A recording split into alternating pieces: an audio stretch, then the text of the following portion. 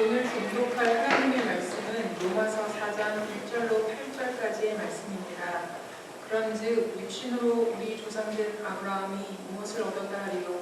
만일 아브라함이 행위로서 의롭다 하심을 얻었으면 자랑할 것이 있으려니와 하나님 앞에서는 없느니라. 성경이 무엇을 말하느뇨? 아브라함이 하나님을 믿음에 이것이 저에게 의로 여기신 바 되었느니라. 일하는 자에게는 그 삭을 은혜로 여기지 아니하고 빛으로 여기거니와 이를 아니할지라도 경건치 아니한 자를 의롭다 하시는 이를 믿는 자에게는 그의 믿음을 의로 여기시나니 이러한 것이 없이 하나님께 의로 여기심을 받은 사람의 행복에 대하여 다윗의 말한 바 그 불법을 사하심을 받고 그 죄를 가리우심을 받는 자는 복이 있고 주께서 그 죄를 인정치 아니하실 사람은 복이 있도다 함과 같으니라. 아멘.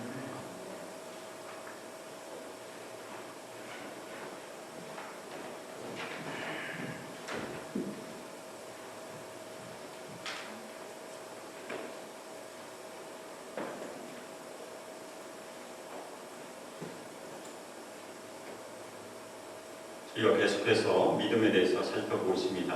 특별히 믿음에 대한 정의를 저희가 히브리서 11장 1절에서 찾을 수 있는데, 히브리서 11장 1절은 이렇게 시작합니다. 믿음은 바라는 것들의 실상이요 보지 못한 것들의 증거니. 그것이 믿음의 정의. 지금은 바라고 있고 보지 못하지만 분명히 이루어지는 것이 우리의 믿음입니다. 이루어지지 않는 믿음이 공허한 믿음이 되겠죠. 그리고 히브리서 11장을 읽다 보면 우리가 가져야 될 믿음, 하나님께서 찾으신 믿음은 어떠한 믿음인가가 등장합니다. 하나님께서 기뻐하시는 믿음. 그것은 히브리서 11장 6절 말씀처럼 하나님이 계신 것을 저희가 먼저 믿어야 되는 것이고, 하나님께서는 하나님을 찾는 자들에게 상을 주시는 하나님이심을 저희가 믿고 하나님께 나아가는 것이 믿음이라고 얘기하고 있습니다. 히브리서 11장에는 그 믿음의 정의대로 하나님께만 믿음을 두고 천국의 소망을 가지고 보이지 않는 것을 하나님께서 반드시 이루실 것을 믿고 하나님께 순종했던 구약의 성도들, 구름 같은 증인들이 등장을 하고 있습니다. 그 중에 한 인물을 저희가 오늘 말씀에 살펴봅니다. 그 사람이 아브라함이에요. 그런데 아브라함은 원래 여호와 하나님과 전혀 상관이 없었어요. 여호수아 24장 2절에 의하면 아브라함의 아버지 데라는 다른 신을 섬겼던 사람입니다. 따라서 아들인 아브라함도 다른 신을 섬겼을 가능성이 많아요. 갈대아 우르에서 살고 있었던 그 아브라함을 하나님께서 부르신 사건이 첫 번째 은혜 사건입니다. 그때 아브라함은 믿음으로 순종하고 따르기 시작했어요. 어디로 갈지도 모르고. 하나님께서 아브라함을 부르시자 아브라함은 믿음의 여정을 시작했고 끝까지 믿음으로 그 여정을 마친 것이 성경의 기록이며, 저희가 그래서 아브라함을 믿음의 아버지로 그렇게 얘기합니다. 아브라함의 믿음의 여정 가운데 중요한 사건이 하나 있습니다. 아브라함의 이름이 바뀌어요. 원래 이름은 아브람이었습니다. 그 이름의 뜻은 굉장히 좋은 뜻이에요. 존귀함을 받는 아버지, 고귀한 아버지라는 뜻입니다. 영어로 얘기하면 exalted father라고 보통 부릅니다. 세상적으로 아주 좋은 이름일 것 같아요. 그런데 하나님께서 창세기 17장에서 언약을 새롭게 하시면서 특별히 할례에 대해서 명령하신 그 중간에 이름을 바꿔주십니다. 그 이름이 아브라함이에요. 아브라함과 아브라함은 히브리에서 거의 차이가 나지 않습니다. 하지만 아주 중요한 차이가 그의 인생에서 생겨요. 아브라함의 뜻은 무엇입니까? 많은 사람의 아버지, Father of many. 그래서 열국의 아버지, 모든 민족의 아버지라는 그 이름의 뜻을 가지고 있습니다. 그 이름의 뜻은 하나님께서 아브라함에게 주셨던 언약의 내용을 잘 포함하고 있어요. 오늘 말씀은 사도 바울이 믿음으로 말미암아 얻는 하나님의 의를 설명하면서 두 명의 증인을 구약 성경에서 초대합니다. 첫 번째 증인이 아브라함이에요. 유대인들은 두 명의 증인이 항상 필요해요. 두 번째 증인은 누구입니까? 다윗이 등장해요. 예수님의 족보에 등장한 중요한 인물 아브라함과 다윗이 여기 등장합니다. 그리고 오늘 말씀 끝에 보면 믿음으로 말미암아 하나님의 의를 얻는 것을 복이라고 설명하고 있습니다. 그래서 오늘 말씀을 통해서 우리 성도님이 받은 영적인 복이 과연 무엇인지를 다시 한번 살펴보도록 하겠습니다. 오늘 말씀에서 사도 바울은 다시 한번 얘기합니다. 우리는 행위를 떠나서 율법 외에 예수 그리스도를 말미암아 의롭다함을 받는다고 말하고 있습니다. 이 성경적인 진리를 설명하기 위해서 아브라함을 예로 들고 있는 것입니다. 그래서 1절에 이런 질문을 하고 있습니다. 그런즉 육신으로 우리 조상인 아브라함이 무엇을 얻었다 하리요? 첫 번째 그런즉, 이 말은 앞에 있는 말을 지칭하고 있습니다. 앞에 있는 내용은 저희가 이미 살펴본 것처럼 하나님의 의는, 하나님께서 우리를 의롭다 하신 것은 율법을 떠나서 예수 그리스도를 믿음으로 얻어진다는 그 내용에 있었습니다. 그러면 구약에 등장하는 아브라함은 어떻게 의로움을 받았을까? 그 얘기를 설명하고 있는 것입니다. 또 하나 육신의 조상이라는 것은, 육신으로 우리의 조상이라는 말은 바울의 동족인 유대인들을 뜻합니다. 저희가 구약성경 창세기를 읽다 보면 저희가 유대인들을 히브리 민족이라고 부릅니다. 그런데 히브리 민족이라고, 히브리라고 불리는 처음 시작이 아브라함으로부터 시작이 돼요. 그 의미는 강을 건넌 사람들이라는 뜻이에요. 아브라함이 갈대아우를 떠나서 가나안 땅에 가는 그 여정 가운데 강을 적어도 2번 건넜을 것입니다. 그래서 강을 건넌 민족이 된 것입니다. 히브리 민족의 조상, 유대인의 조상, 그 아브라함이 무엇을 얻었겠느냐? 무엇을 얻었겠습니까? 이제까지 진행되는 그 문맥을 보면 아브라함이 행위로 말미암지 않은 율법 외에 믿음으로 말미암아 의를 얻었다는 것이 대답이 될 것입니다. 따라서 2절은 1절에서 우리가 예상하는 대답에 대한 근거를 얘기하고 있습니다. 만일 아브라함이 행위로서 의롭다함을 받았다고 하면 아브라함은 하나님 앞에 자랑할 것이 있는 것입니다. 아브라함이 만일 모든 도덕적인 행위를 완벽하게 순종했다면 하나님 앞에 담대하게 설 수 있습니다. 그렇지만 사도 바울은 아주 짧게 대답을 해요. 하나님 앞에서는 없다. 무슨 얘기가 되겠습니까? 아브라함도 다른 모든 사람들과 마찬가지로 율법의 행위로는 하나님 앞에 자랑할 것이 아무것도 없다는 걸 얘기해요. 그 대답을 성경 말씀을 사용해서 3절에서 설명을 하고 있습니다. 3절에 보면 성경이 무엇이라 말하느냐? 그렇게 질문해요. 그런데 이 성경이라는 단어는 원래 그냥 writing, 글이라는 뜻입니다. 그런데 그 말은 대부분 구약 성경을 통칭하고 있습니다. 그래서 저희가 이해할 수 있는 것은 구약 성경은 어떻게 얘기하고 있냐? 유대인들이 다 읽고 있고 알고 있는 그 말씀, 기록된 하나님의 말씀은 어떻게 말하고 있냐? 그렇게 질문한 것입니다. 그 내용이 아브라함이 하나님을 믿음에 그것이 그에게 의로 여겨진 바 되었느니라. 그렇게 대답하고 있습니다. 이 말씀은 창세기 15장 6절을 인용한 것입니다. 창세기 15장에서도 아브라함은 이름은 아브라함이었습니다. 이 말씀의 장면은 하나님께서 아브라함에게 앞으로 태어날 아들에 대한 약속, 상속자에 대한 약속을 하신 것이고, 아브라함이 하나님의 약속을 믿었을 때 하나님께서 그의 믿음을 의로 여기셨다는 그 장면입니다. 따라서 아브라함의 믿음은 하나님께서 하신 약속에 대한 믿음이에요. 그리고 이 구절에서 여겨진다, 이 말은 상업적인 용어이긴 합니다. 신용을 주다는 얘기. 특별히 자신의 뱅크 어카운트에 넣었다는 말도 사용할 수 있습니다. 따라서 아브라함이 하나님을 믿은 것을 하나님께서 신용으로 받아들이셨다는 얘기입니다. 이것이 의예요. 의라는 것은 상호간의 관계이기도 합니다. 아브라함이 하나님을 믿음으로 말미암아 의가 이루어졌다는 것은 아브라함의 죄를 하나님께서 전혀 고려하지 않으시고 그 사람의 잘못을 전혀 고려하지 아니하시고 하나님께서 아브라함과의 관계를 이루어 주셨다는 얘기입니다. 이제까지 모든 사람은 하나님과 관계를 이룰 수 없었습니다. 무엇 때문에 이룰 수 없었습니까? 죄 때문에 이룰 수 없었습니다.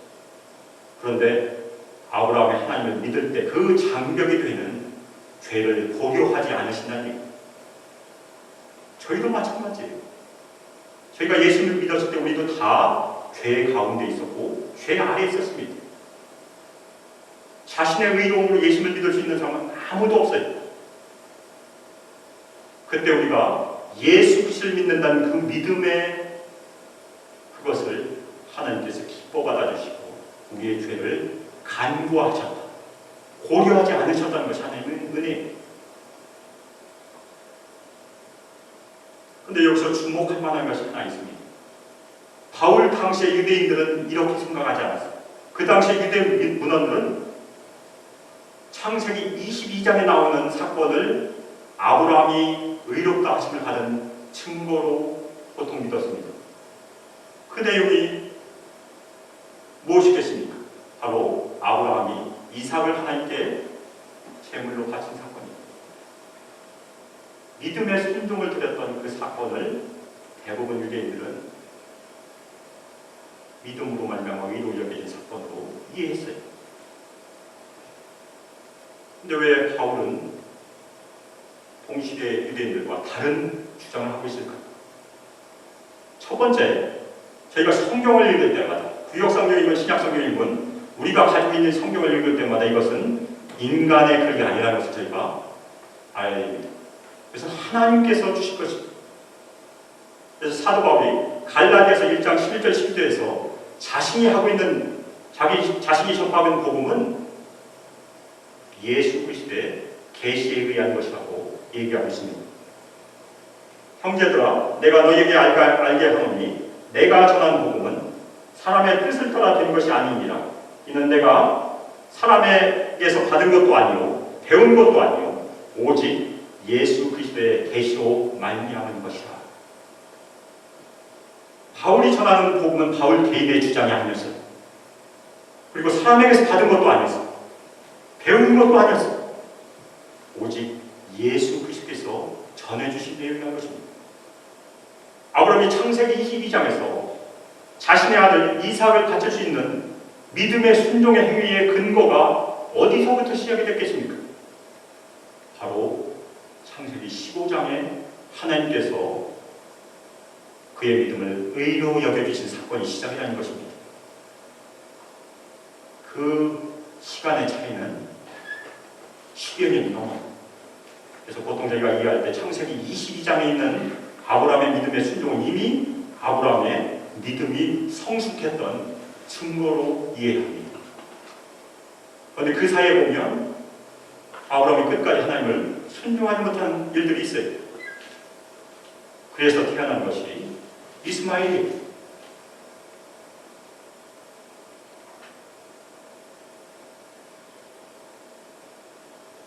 창세기 15장에서 아브라함의 믿음의 사건은 자신의 능력으로는 더 이상 아들을 낳을 가능성이 없는 상황에서 아들을 주실 것이라는 하나님의 말씀을 믿고 하나님을 의지함으로 받은 의로움입니다. 불가능한데 하나님께만 믿음을 드렸던 그 믿음의 행위를 하나님께서 의롭다 여기신 것입니다.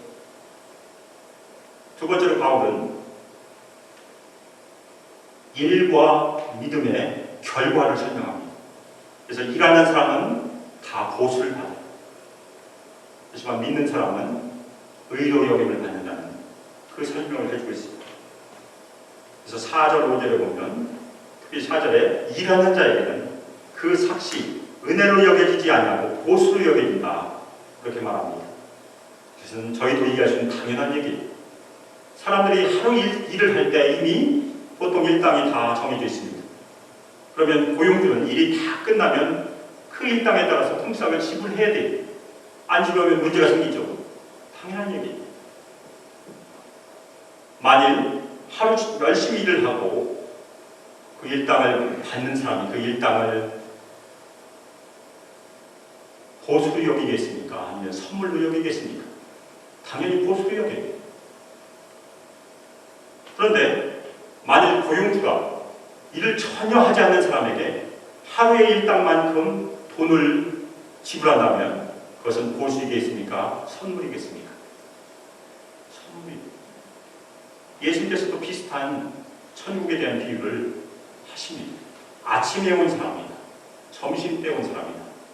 일이 다 끝날 때 온 사람 똑같은 품삯을 하나님께서 지불하신다는 거지. 그것이 은혜예요. 그것이 선물입니다. 아무 자격 없는 사람에게 문 닫기 바로 직전에 온 사람에게 주는 것이 바로 은혜예요. 그것을 얘기하는 것입니다. 그래서 그 선물을 5절에 설명해요. 이를 아니할지라도 경건하지 아니한 자를 의롭다 하신 이를 믿는 자에게는 그의 믿음을 의로 여기시다니. 하나님께서 주신 선물은 맨 뒤에 있는 내용입니다. 그의 믿음을 의로 카운트해 주신다. 여겨주신다는 것입니다. 우리가 전혀 일을 하지 않고 아무런 의로운 행동을 하지 않더라도 하나님을 믿으면 선물로 우리에게 의를 주신다는 얘기입니다. 특별히 선물을 주신 하나님을 경건하지 아니한 자, 곧 죄인을 의롭다 하신 분이라고 설명하고 있습니다. 물론 이 말을 저희가 오해하면 안 됩니다. 하나님께서 누구나 자동적으로 다 의롭다 하신 것은 아닙니다. 항상 조건이 있습니다. 하나님께서는 회개하는 사람에게, 자신의 죄를 고백하고 회개하는 사람에게 은혜와 긍휼을 베푸시고 의롭다 하신다는 말이에요. 우리 모두는 행위로 구원받지 않습니다. 다 죄인을 의롭다 하시는 하나님의 은혜로 예수 그리스도를 믿음으로 말미암아 구원받았습니다. 아멘입니까? 그러면 행위는 뭐고 믿음은 뭐겠습니까? 행위는 자신을 믿는 것이 행위예요. 자신이 가지고 있는 힘과 자원과 능력을 믿는 것이 행위의 의미입니다. 따라서 우리가 행위로 의롭다함을 받으려고 노력한다는 것은 하나님께서 그 사람의 인생에 자리 잡을 수 있는 장소가 하나도 없다는 것입니다. 반면에 믿음, 아브라함이 불가능한 그 상황에서 드렸던 믿음의 내용은 어떤 것입니까? 믿음은 자신의 능력을 의지하지 않아요. 자신을 의지하지 않아요. 오로지 하나님께서 공급하여 주시는 자원, 하나님의 능력, 그리고 더 나아가 하나님 그분에게 믿음을 드리는 것이 우리의 믿음입니다. 그것이 행위와 믿음의 차이입니다. 끝으로 사도 바울은 두 번째 증인 다윗을 초청해요. 그래서 다윗을 초청해서 우리는 믿음으로 말미암아 복을 받는다는 얘기를 해주고 있습니다. 다윗의 시편 32편 1절 2절을 사도 바울이 인용해서 하나님을 믿는 자들 믿음으로 말미암아 받는 복에 대해서 설명을 해주고 있습니다. 그런데 바로 이 복이 저희가 이제껏 살펴보았던 아브라함이 믿음으로 의로 여기심을 받은 것과 믿음으로 말미암아 복을 받는 것이 똑같다고 설명을 하고 있습니다. 아브라함의 일과 다윗의 일은 같은 예라는 것입니다.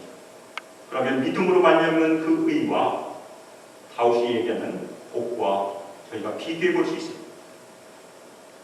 그래서 저희가 첫 번째 받는 복은 7절에 있습니다. 불법이 사함을 받고 죄가 가려짐을 받는 사람은 복이 있다. 아주 비슷한 내용이에요. 그런데 약간 차이가 있습니다. 불법은 하나님의 법을 어기고 행하는 겉으로 보여지는 행동들을 보통 의미합니다. 그래서 그것의 결과에 대한 사면을 받는 것이 사함을 받는 것입니다. 그런데 뒤에 있는 것은 훨씬 더 포괄적인 얘기예요. 죄라는 것은 신약성경에 나오는 구약성경에 나오는 죄라는 것은 하나님께서 세우신 거룩한 기준에서 이탈되는 것은 다 죄예요. 행동을 하지 않았더라도 우리의 마음에서 이탈하면 죄고 입술에서 이탈해도 죄고 행동을 표현되면 당연히 불법이 되는 거죠. 그래서 우리가 이 땅에서 가지고 있는 모든 죄, 그 죄의 용서함을 받는 복을 받는다는 것입니다. 제가 예수 그리스도를 믿으면 이것을 다 받았습니다. 아담과 하와가 불순종함으로 말미암아 모든 인간에게 지워졌던 죄의 책임이 예수 그리스도를 믿는 그 순간 다 벗어져요.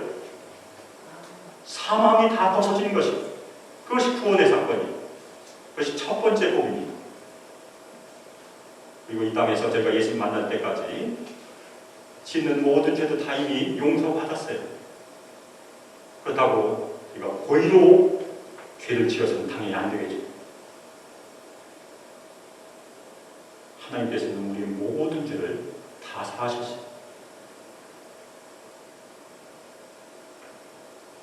두 번째, 8절에서는 주께서 그 죄를 인정하지 않는 사람에게 복이 있다고 얘기합니다.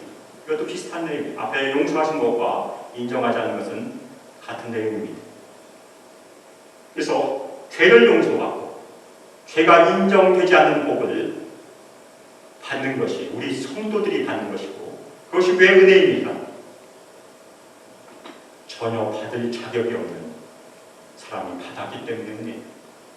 일한 사람에게는 보수지만 일을 전혀 할 수 없는 사람에게 주어진 것이 하나님의 은혜입니다. 그래서 우리가 받은 죄의 용서함, 죄를 인정하지 않는 그 복은 바로 다 하나님의 은혜의 사건입니다. 제가 예수 믿은 지 얼마 안 됐을 때 아마 그 해였던 것 같아요. 제가 다녔던 교회에서 신년 기도 카드를 제출하는 일이 있었습니다. 그래서 기도 제목 2개를 적어서 냈습니다. 그 중에 하나가 시편 1편에 있는 말씀처럼 복 있는 사람이 되기를 소망한다고 이렇게 적었습니다. 그런데 그 해 복을 받기보다는 건강의 어려움을 시작해서 제 인생 가운데 가장 어려운 시기를 수년 지나갔습니다. 그때 굉장히 당황했었어요. 진짜 심히 당황했었어요. 예수 믿으면 복 받는다고 다 들었는데 왜 복 대신에 이런 어려움이 있습니까? 굉장히 어려운 일이 있었습니다. 그런데 세월이 지나면서 하나님께서 고난 가운데 천천히 인내 가운데 하나님께 주시는 믿음으로 말미암은 복들을 경험했고 이해했었습니다. 우리의 믿음은 어떻게 성장됩니까? 우리의 믿음은 평안함을 지나갈 때 절대 성장되지 않아요. 오히려 우리에게 주시는 그 고난을 뚫고 지나가면서 어려움을 뚫고 지나갈 때 우리의 믿음은 성장됩니다. 왜냐하면 우리는 우리 자신을 믿지 않고 하나님을 믿기 때문에 믿음이 성장되는 것입니다. 그것이 믿음이에요. 우리는 하나님의 은혜로 믿음을 시작했습니다. 아멘입니까? 지금도 하나님의 은혜로 믿음의 여정을 걸어가고 있어요. 그리고 우리의 소망이 무엇입니까? 마지막 때 예수님을 얼굴과 얼굴로 마주볼 때 어떻게 만나길 원하십니까? 정결함으로 만나길 원하는 것이 우리의 소망일 것입니다.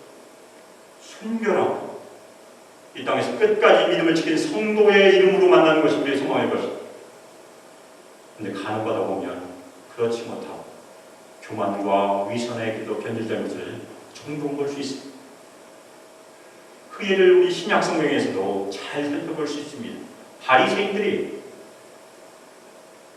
바리새인들은 바벨론 포로 이후에 경건운동으로 이스라엘의 부흥을 꾀었던 하시림 운동의 후예들입니다. 아주 좋은 시작이었었어요.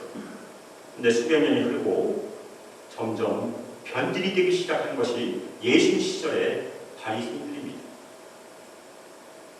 내면의 경건은 다 사라지고 외면적인 신앙의 모습들만 남았어요.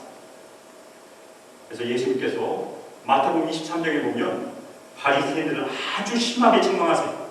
예수님의 말씀 중에 가장 심한 말씀이 거기에 기록되었을 것이라고 느껴지는 그런 장이에요. 그 중에서 23장 23절에 보면 바리새인들은 세 가지를 버렸다고 얘기합니다. 율법의 더중함과 정의와 긍휼과 믿음을 버렸다.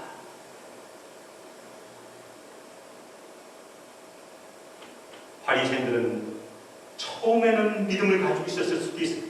신실함이 있었어요. 근데 점점 다른 길로 가다 보니까 결국에는 정의와 긍휼을 버렸고 그것이 자신들의 신실함을 다 잃게 되는 결과가 된 것입니다. 우리도 그런 위험이 있어요. 사도 바울은 엄청난 은혜를 많이 받았습니다.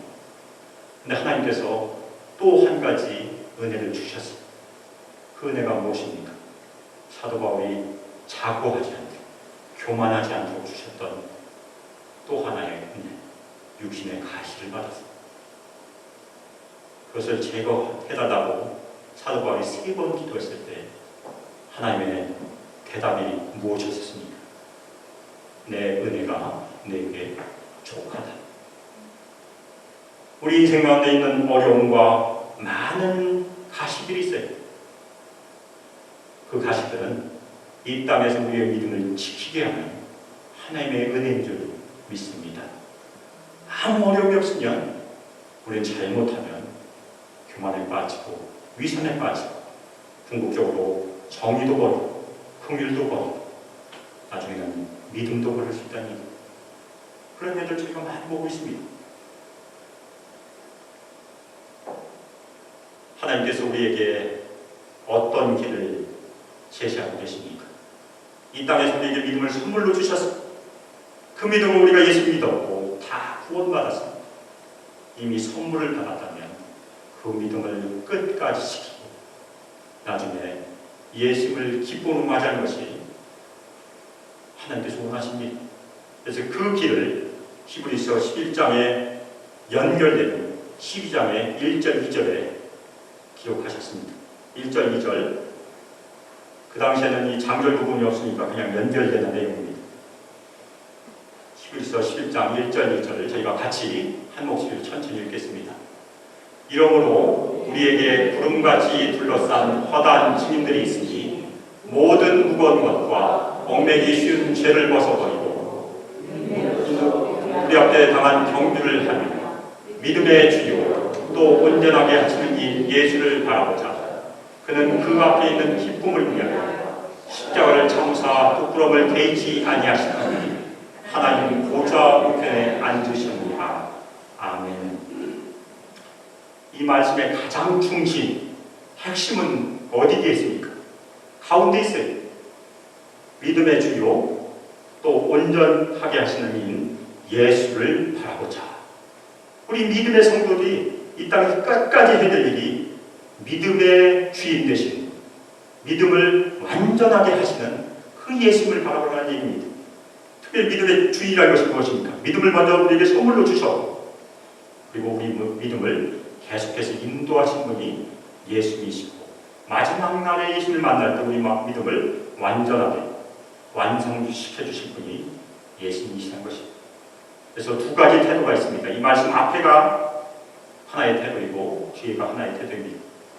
앞에는 그 믿음을 가지고 우리를 얽매고 있는 죄들을 벗어버리고 믿음의 경주를 해라. 우리 성도들이 해야 될 일, 죄를 벗으며 믿음의 싸움을 계속해서 해야 돼요. 또 하나 뒤에 있는 태도는 예수님의 모범을 배우라는 것입니다. 예수님은 어떤 분이셨습니까? 그 그 앞에 있는 기쁨을 위하여 십자가를 참으사 부끄러움을 개의치 아니하시고 하나님 보좌 우편에 앉으신 분입니다. 예수님께서도 이 땅에서 고난당하셨어요. 그리고 마지막 고난인 십자가를 끝까지 인내하셨습니다. 그리고 이 땅에서 당하는 여러 가지 부끄러움도 다 이기셨습니다. 따라서 우리가 믿음의 성도들이 이 땅에서 믿음을 끝까지 순결하게 지키기 위해서 예수께서 인내하셨던 거죠. 예수께서 참으셨던 거죠. 예수께서 개의치 아니하셨던 것처럼 살라는 그 얘기입니다. 그 결과로 예수님은 하나님 보좌 우편에 앉으셨습니다. 우리는 어떤 선물을 받게 될 것입니까? 우리도 하나님께서 얘기하신 기쁨과 영광을 맛보게 될 것입니다. 사랑하는 소망교회 성도 여러분, 우리는 이미 믿음으로 우리의 영적인 여정을 다 시작하셨습니다. 아멘입니까? 하나님의 은혜로 시작했고 심령이 가난함으로 시작했습니다. 아멘입니까?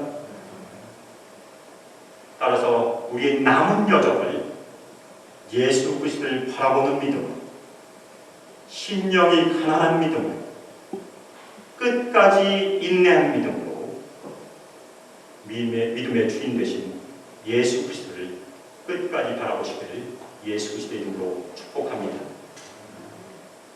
그 일을 통해서 우리의 믿음을 끝까지 순결하게 지키시고 이 땅에서 정의와 긍휼을 사랑하시고 예수님 만날 때 예수께서 주시는 기쁨과 영광을 다 누리시길 나사렛 예수 그리스도의 이름으로 축복하며 기도합니다.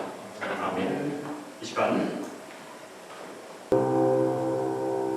이제는 주 예수 그리스도의 은혜와 하나님의 사랑과 성령 하나님의 교제가 이 땅에서 끝까지 믿음을 예수께 두며 예수를 끝까지 바라보고 저희가 연합해서 정의와 긍휼을 사랑하여 서로 사랑합니다.